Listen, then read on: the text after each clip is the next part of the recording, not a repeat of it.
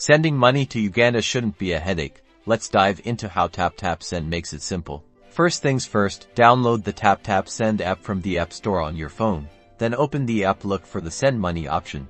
Tap it to start the process. Next, you'll need to select the country you're sending money to, scroll through the list and choose Uganda from the options.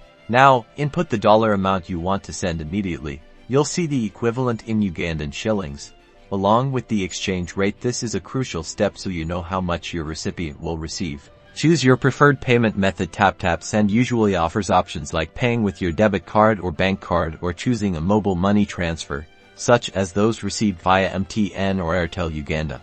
Time to add your recipient. You will carefully enter the recipient's full name, phone number, and its sending to a bank account.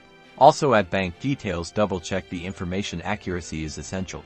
Review the transaction details on the confirmation screen, paying close attention to the exchange rate and any fees. If everything looks correct, tap the Send button to initiate the transfer.